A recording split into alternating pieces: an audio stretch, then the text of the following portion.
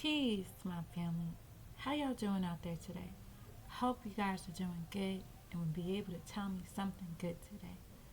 I just want to send you guys that good healing energy your way and hope you guys are out there keeping your mind right and that good non-mind.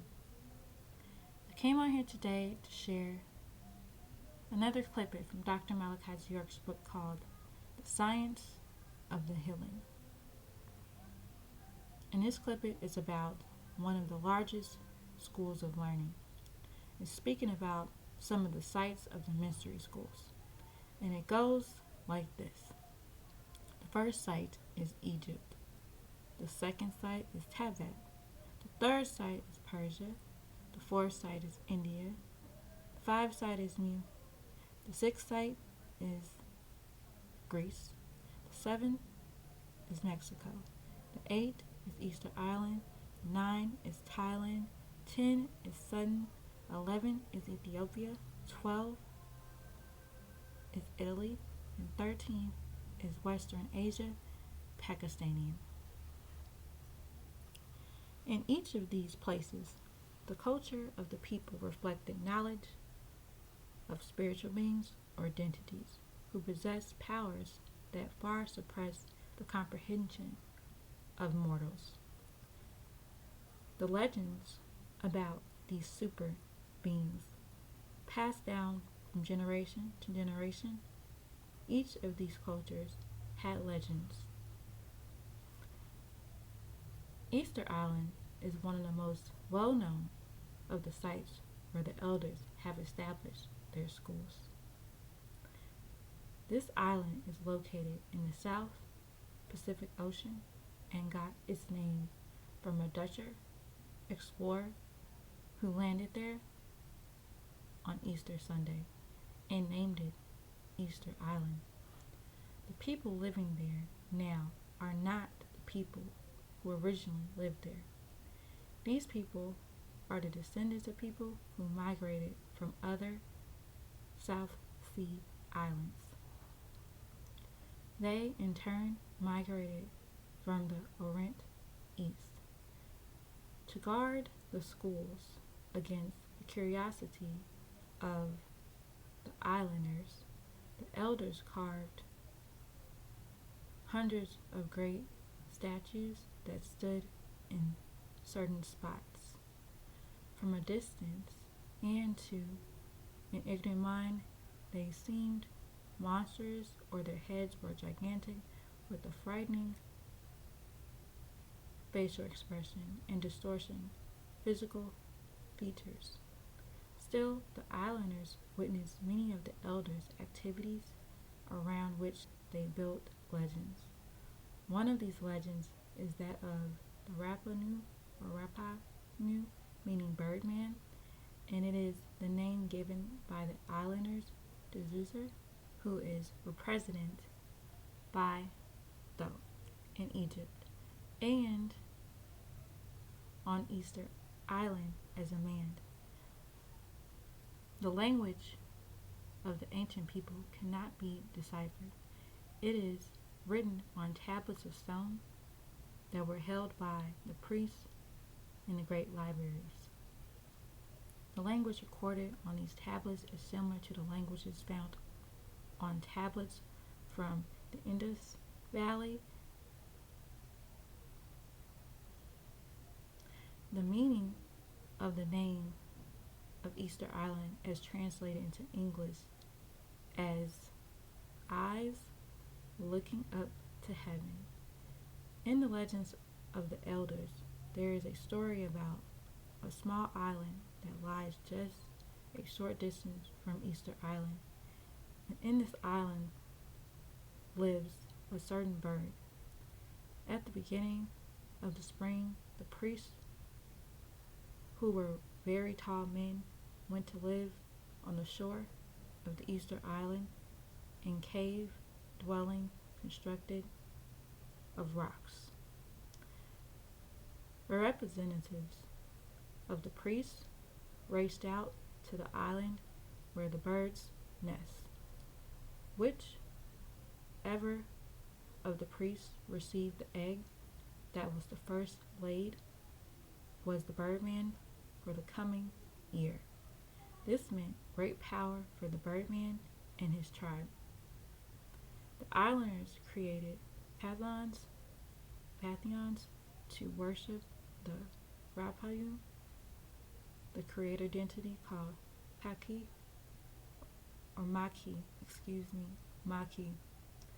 and the other deities, just as they gained or rained down on Mu.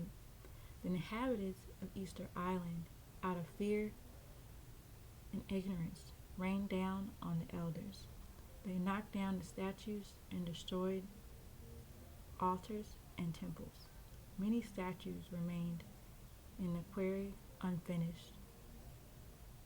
The longest is 22 meters long and weighed 400 tons.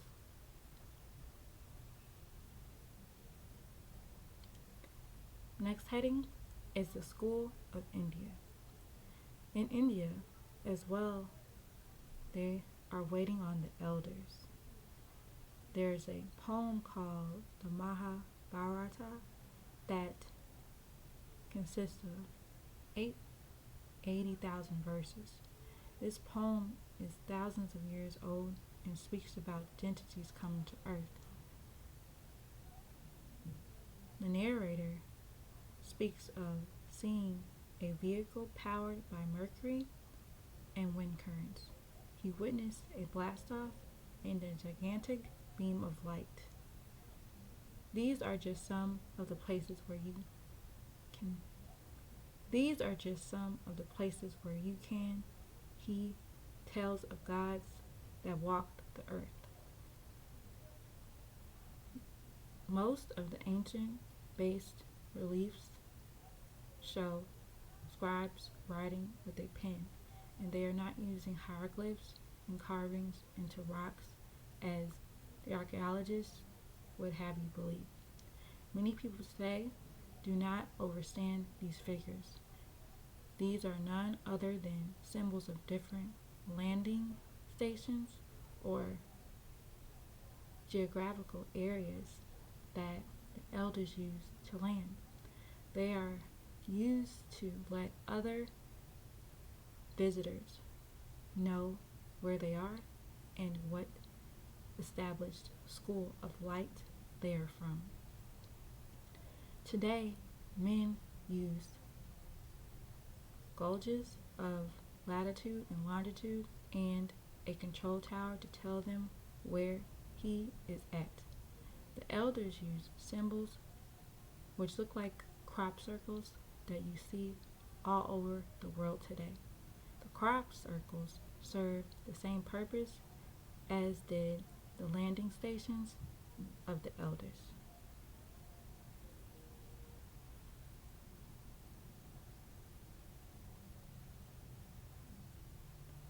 And this is a figure of runways and landing spots of the elders. Each point had a meaning, and only certain people knew what each point meant.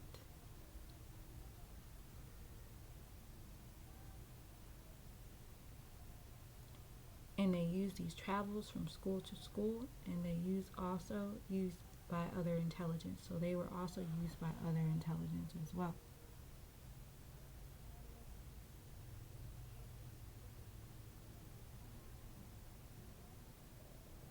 When the travelers moved interplanetarially, they would wear special clothes. Notice the drawings over their heads.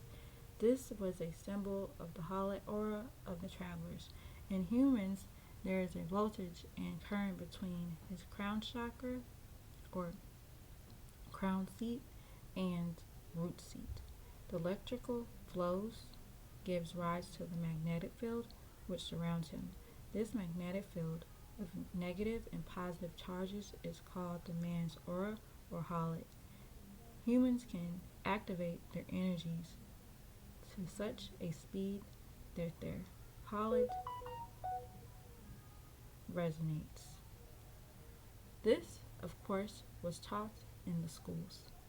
These are actually runaways for the vehicles used by the elders for traveling physically across the atmosphere. And they use trifosphere, stratosphere, mesosphere, ionosphere, thermosphere, and exosphere. Runaways used for vehicles by the elders. It is important to make note that there are other galaxies and a large system of stars held together by the centrifugal and the centrifugal forces or mutual gravitation in the universe besides yours. Refer to Man from Planet Rich scroll, and it will further give you more understanding and overstanding. Next school is the School of Tibet. In this school, Tibet is one of the sites of the mystery schools. Many of the temples that are taught to be shrines for Adorari are in actuality the schools of the elders. The elders appeared where, when, and how they were needed in the world over. Long ago, those who witnessed their arrivals and departures recorded what they saw or what they thought they saw. In Tibet, there is a 1,000-volume set of tablets called the Tablets of Kanchar. These only holy tablets that consist of information of the Lamaism are the most complex secret code of information ever recorded. They are also complex that only 1.5 or 1/100th have been deciphered.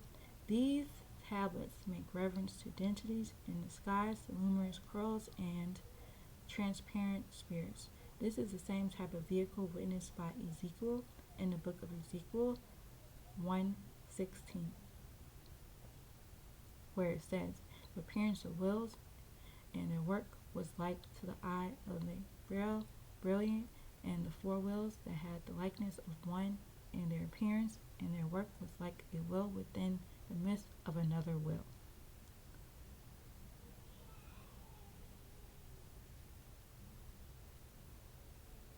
Yes, this was an aircraft that Ezekiel was talking about. This ship was an aircraft made through utilizing the body forces from the chakras to break the law of gravitation, therefore rising the self. Being done together made it a mothership, for it can be done together or individually. People have seen it and described it. Although they saw the same thing, their description was different because they may have seen it from different angles. For example, the top, the view, the front view, or the bottom view.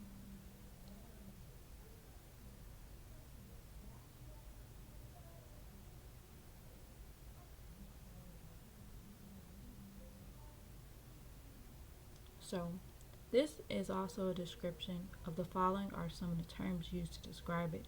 And it's like yesterday, it says yesterday was like a noise of great wonders, the sound of movement, the engine, the whirlwind, the energies in the body, illuminating, gravitating, and expanding in increased force, the aircraft, flying saucer, IFO, likeness and appearance of a throne or a man,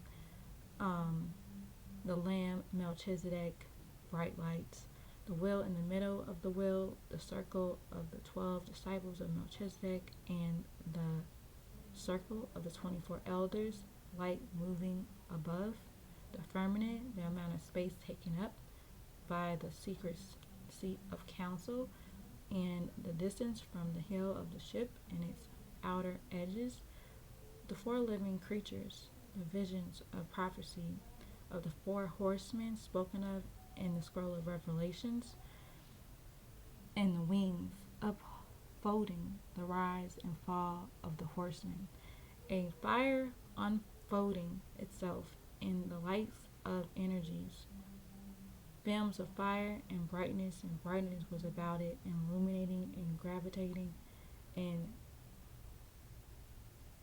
out of the midst, therefore, is expanding from the elders the color of amber. Horses are symbolically referred to as carrying the burdens of the future, which is a metaphor for the events of the future. Each of the four living creatures, the beasts, are symbolic of the four major world empires that have prevailed upon the earth since the beginning and its eventual end. What Ezekiel saw were the Ritzians, elders, the secret seat of the council, as described in Revelations 4:4. The secret seat of council, the mothership, the keeper of the source of all things to come. It is a higher order of which Yahshua, Jesus, is the prince, and Melchizedek is the ruler. The circle of the secret seat of council has schools of learning here on earth today that have existed from the beginning of time. Mu, Atlantis, Tibet, Persia, Easter Island, and Egypt. The knowledge we are presenting to you was contained in this order, the sons of the green light, which is now called the ancient majestic order of Melchizedek, AMOM. There are orders that try to emulate this order, such as the Masons, the Shrines, and the Knights of Columbus, and other groups of orders based upon the secrets and gripes and grips and passwords.